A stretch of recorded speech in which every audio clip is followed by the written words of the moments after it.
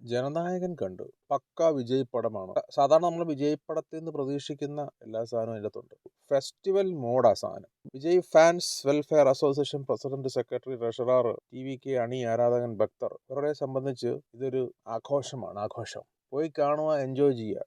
ഈ പടമൊക്കെ കാണാൻ പോകുമ്പം സ്ക്രിപ്റ്റ് നോക്കിയിട്ട് കാര്യമില്ല. കഥയ്ക്കൊന്നും വലിയ വാല്യൂ ഇല്ല. പോയി കാണുക, എൻജോയ് ചെയ്യുക, പോരുക. അത്രയേ ഉള്ളൂ. പൊതുവെ വിജയ് പടങ്ങളൊക്കെ അങ്ങനെ തന്നെയാണ്. ഇതിപ്പം ബാലയ്യ പടങ്ങളൊക്കെ കണ്ടിട്ടുള്ള വ്യക്തിയാണെന്നുണ്ടെങ്കിൽ നിങ്ങൾക്ക് ഈ പടം കാണുമ്പം അതിൻ്റെ കഥ മനസ്സിലാവും, എങ്ങോട്ടാ പോകുന്നുള്ളത്.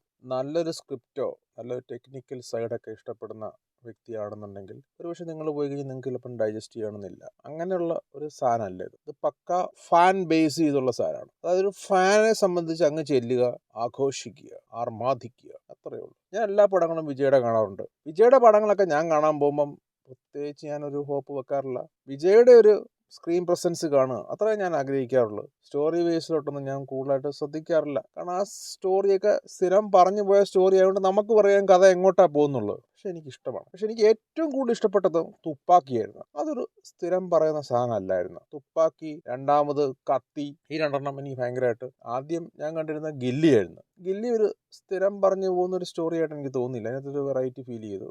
പിന്നെ ഈ പടത്തിൽ ദളപതി വിജയ്ക്ക് പകരമായിട്ട് നമുക്ക് ചീഫ് മിനിസ്റ്റർ തമിഴ്നാട് എഴുതി കാണിക്കുന്നുണ്ട്. അത് കാണാൻ ആഗ്രഹിക്കുന്ന ഒരുപാട് ആൾക്കാരുണ്ട് തമിഴ്നാട്ടിൽ. കേരളത്തിലുമുണ്ട്. കേരളത്തിലും നല്ല ഫാൻ ബേസ് ഉള്ള വ്യക്തിയാണ് വിജയ്. അപ്പം അതൊക്കെ നിങ്ങൾക്ക് നേർക്ക് സ്ക്രീനിൽ കാണാൻ പറ്റുമെന്ന് പറയുന്ന ഒരു വിജയ് അണി, ആരാധകൻ, ഭക്തനായിട്ടൊരു വ്യക്തിയെ സംബന്ധിച്ച് അതൊരു വലിയ സംഭവമാണ്. അല്ലാത്തൊരു വ്യക്തിയെ സംബന്ധിച്ച് പ്രത്യേകിച്ച് അയാൾക്ക് ഡൈജസ്റ്റ് ആവണമെന്നില്ല. ഇതൊരു പക്ക പൊളിറ്റിക്കൽ പ്രൊപ്പഗണ്ട മൂവിയാണ്. കാരണം വെച്ചാൽ എലക്ഷൻ മാത്രം കോൺസെൻട്രേറ്റ് ചെയ്ത് ഇറക്കാൻ പ്ലാൻ ചെയ്ത ചിത്രം. ആ പടം പറഞ്ഞു പോകുന്നതും രക്ഷകൻ. വിജയ് മൂവീസ് എല്ലാം ഒരു രക്ഷകൻ ബേസ് ചെയ്താണല്ലോ പോകുന്നത്. പുള്ളി വിജയ് എന്നല്ല, തമിഴ്, കന്നഡ എല്ലാം അങ്ങനെയാണ്. അവിടെയുള്ള ജനങ്ങൾ ആഗ്രഹിക്കുന്നതും ഒരു പക്ഷേ അങ്ങനത്തെ മൂവീസ് അവർ ഇഷ്ടപ്പെടുന്നതും തൻ്റെ നായകൻ അങ്ങനെ വരുന്നതായിരിക്കും അവർക്ക് ഏറ്റവും ഇഷ്ടം. പക്ഷെ കേരളത്തിലെ പ്രേക്ഷകർ അവർക്ക് അത് അത്ര ഡൈജസ്റ്റ് ആകത്തില്ല. അവർക്ക് കുറച്ചുകൂടെ ഒരു റിയാലിറ്റി കൂടെയൊക്കെ ചിന്തിക്കുന്ന ആൾക്കാരാണ് കേരളത്തിലുള്ളവർ. കേരളത്തിൽ കണ്ടവരുടെ അകത്ത് പലരും ഒരു ഉദ്ദേശിച്ച് അത്ര നല്ലതല്ലെന്ന് പറയുന്നുണ്ട്. എനിക്കും തോന്നി അവസാനത്തെ മൂവി എന്നൊക്കെയാണ് ഇവർ മാർക്കറ്റ് ചെയ്തത്. പക്ഷേ ഇത് അവസാനത്തെ മൂവിയെന്ന് എനിക്ക് തോന്നുന്നില്ല. അദ്ദേഹം ചീഫ് മിനിസ്റ്റർ എന്നുള്ള 2 ടേം അല്ല 3 ടേമൊക്കെ കഴിയുമ്പോൾ ചിലപ്പം വരാം. വിജയെ സംബന്ധിച്ച് 65-ാമത്തെ വയസ്സിലും അഭിനയിക്കാൻ വന്നാലും പടം റൺ ചെയ്യും. ഈ തമിഴ് പ്രേക്ഷകരുടെ എന്ന് വെച്ച് കഴിഞ്ഞാൽ കമലഹാസൻ അഭിനയിക്കുന്നില്ലേ ഇപ്പോഴും, രജനീകാന്ത് അഭിനയിക്കുന്നില്ലേ, ഇവിടെ എല്ലാം പടം തിയേറ്ററിൽ പോയി ആൾക്കാർ കാണുന്നില്ലേ. രജനീകാന്തിന്റെ ഒക്കെ ഏജ് നിങ്ങൾക്ക് അറിയാമല്ലോ, കമലഹാസന്റെ ഏജ് അറിയാം. അത് ഏജ് ഒരു ഫാക്ടർ അല്ല. ഒരു നല്ല നടനെ സംബന്ധിച്ച്, നല്ല ഫാൻ ബേസ് ഉള്ള ഒരു നടനെ സംബന്ധിച്ച് അത് ഒരിക്കലും ഒരു പ്രോബ്ലം ഉള്ള കാര്യമല്ല. അവർക്കത് അറിയാം. അവരുടെ നായകനായ ഏജ് ഉണ്ട്. അപ്പം ആ ക്യാരക്ടേഴ്സും ആ ഏജ് ബേസ് ചെയ്യല്ല അവർ ക്യാരക്ടറിനെ പ്രൈസ് ചെയ്യുന്നത്. രജനീകാന്ത് ചെയ്യുന്ന ക്യാരക്ടേഴ്സ് എല്ലാം അദ്ദേഹത്തിന്റെ ഏജിന് അനുയോജ്യമായ രീതിയിലുള്ള ക്യാരക്ടേഴ്സാണ് വരുന്നത്. ഇതിൻ്റെ അകത്ത് കാടിൻ്റെ രക്ഷകനൊക്കെ ആയിട്ട് കാണിക്കുന്നുണ്ട്. നമ്മൾ ലോജിക്കൊന്നും നോക്കിയിട്ട് കാര്യമില്ല. പിന്നെ സോങ്സ് പോലും ഒരു പ്രൊപ്പഗണ്ട ടൈപ്പാണ്. പൊളിറ്റിക്സ് ആണല്ലോ മുമ്പോട്ട് വെക്കുന്നത്. അപ്പം ഇലക്ഷന് സക്സസ് ആവാൻ സാധിക്കുന്ന രീതിയിലുള്ള സോങ്സ് ആണ് അവിടെ പ്ലേസ് ചെയ്തിരിക്കുന്നത്. പിന്നെ പടത്തിന്റെ ഒരു ഈ സീൻസും സോങ്സും തമ്മിലൊന്നും വലിയ കണക്ഷൻ ഒന്നും ഇല്ല. അതും ഞാൻ പറയില്ല, പക്ക ഫാൻ മൂവി, പ്രൊപ്പഗണ്ട മൂവിയാണ്.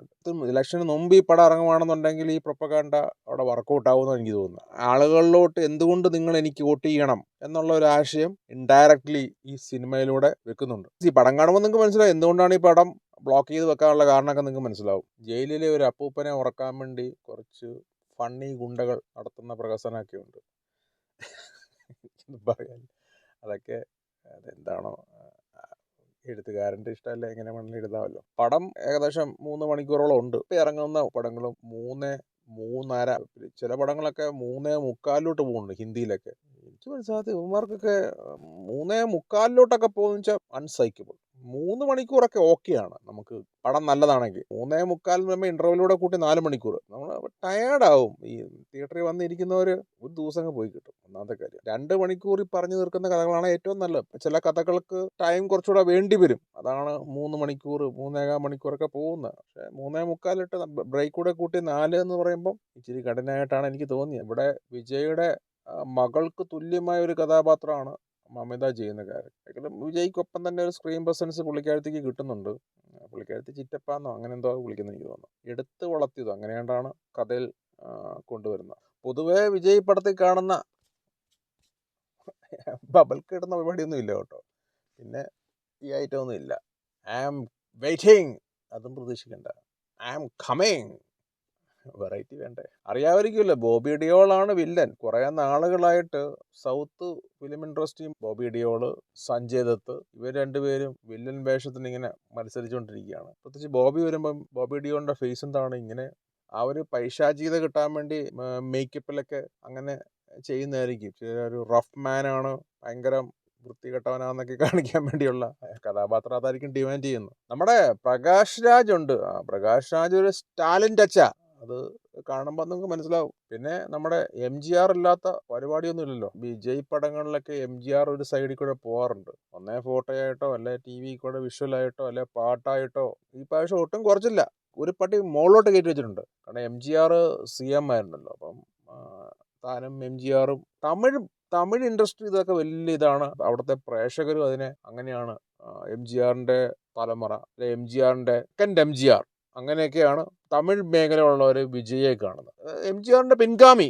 പിന്നെ അമ്മപ്പാസം അറിയാമല്ലോ, വിജയ് പടങ്ങളിലൊക്കെ അല്ലേ അമ്മപ്പാസം, പെങ്ങൾപ്പാസം ഇതൊക്കെ ആടിയുള്ള പരിപാടിയല്ലേ ഉള്ളൂ. പിന്നെ കുറച്ച് AI വീഡിയോസൊക്കെ ഉണ്ടെന്ന് തോന്നുന്നു. കണ്ടിട്ട് എനിക്ക് അങ്ങനെ വിഷ്വൽസിനകത്തൊക്കെ ഇങ്ങനെ ഫീൽ ചെയ്തു. പിന്നെ ഗുഡ് ടച്ച്, ബാഡ് ടച്ച് അറിയാമല്ലോ. ബാലയ്യയുടെ പടത്തിൻ്റെ അകത്ത് ഗുഡ് ടച്ചും ബാഡ് ടച്ചും പറഞ്ഞിട്ട് ബാലയ്യ ഒരു പാട്ടൊക്കെ ഉണ്ട്. ഇവിടെയും ഗുഡ് ടച്ചിനെ കുറിച്ചും ബാഡ് ടച്ചിനെ കുറിച്ചൊക്കെ പറഞ്ഞുകൊണ്ട് ഒരു വലിയ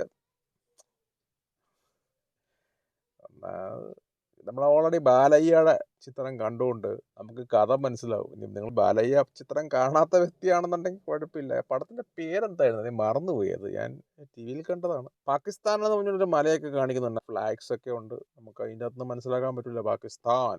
ഈ മമിത ഒരു ലേഡി സൂപ്പർ സ്റ്റാർ ആകാനുള്ള ഒരു ശ്രമമൊക്കെ ഇവിടെ നടന്നിട്ടുണ്ട്. മമിതയുടെ മാസൊക്കെ ഉണ്ട്. എല്ലാവർക്കും ഇഷ്ടപ്പെടുമെന്ന് ചോദിച്ചു കഴിഞ്ഞാൽ ഡിപ്പെൻസ്. അത്രയും ബോറല്ല കേട്ടോ, അത്യാവശ്യം നല്ലതാണ്. എനിക്കങ്ങനെ മോശമായിട്ട് തോന്നുന്നില്ല.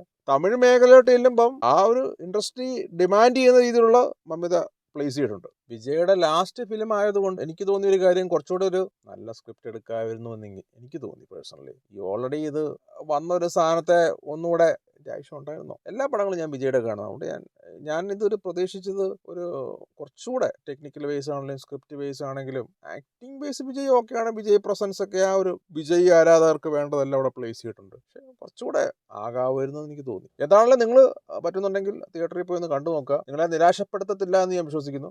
ഈ റിവ്യൂസ് ഒക്കെ നോക്കാൻ പോയി കഴിഞ്ഞാൽ പലർക്കും പല അഭിപ്രായമായിരിക്കും. ഞാനിപ്പം പറയുന്നത് എൻ്റെ വ്യൂവിലല്ലേ, ഞങ്ങൾ കാണുമ്പോൾ നിങ്ങൾക്കൊരു വ്യൂ കാണുമല്ലോ. പിന്നെ ഇത് ജസ്റ്റ് എന്താണെന്നറിയാൻ വേണ്ടിയൊക്കെ കേൾക്കുക, അല്ലാതെ ഇത് വെച്ചോണ്ട് ഒരിക്കലും ഒരു മൂവി അളക്കാൻ നിങ്ങൾ ശ്രമിക്കില്ല. കാരണം ഓരോരുത്തർക്കും ഓരോ വിഷനാണ്. ഈ ഡയറക്ടർ മുമ്പോട്ട് വെക്കുന്നത് പൊളിറ്റിക്സ് ആണ്. ഇതൊരു പ്രൊപ്പഗൻഡ മൂവി ആയിട്ടാണ് അവർ മേക്ക് ചെയ്തിരിക്കുന്നത്. കാരണം അവർക്ക് ആ ഇലക്ഷൻ ജയിക്കണം, ആ ഇലക്ഷന് ജനങ്ങൾ എന്തുകൊണ്ട് വിജയ്ക്ക് വോട്ട് ചെയ്യണം എന്നുള്ളതാണ് അവർ ഇതിലൂടെ പറഞ്ഞു വരുന്നത്. ഇപ്പോൾ ഇലക്ഷൻ കഴിഞ്ഞതിന് ശേഷം ഇറങ്ങിയുകൊണ്ട് നമ്മൾ വിചാരിക്കും എന്തിനാണ് ഇതൊക്കെ എന്ന് ചോദിക്കും. ഈ ഒരു പൊളിറ്റിക്കൽ പാർട്ടി ആദ്യമായിട്ട് ഇലക്ഷനെ ഫേസ് ചെയ്യുന്നു. അപ്പോൾ സ്വാഭാവികമായിട്ട് എന്താണെങ്കിലും പറ്റുമെന്നുണ്ടെങ്കിൽ ഒന്ന് പോയി കണ്ടു നോക്കുക. വിജയ് പടമല്ലേ, ഇനി വേറെ പടമൊന്നും വിജയുടെ ഉടനെയൊന്നും കാണത്തില്ല. അപ്പം ജസ്റ്റ് ഒന്ന് പോവുക, കാണുക, എൻജോയ് ചെയ്യുക.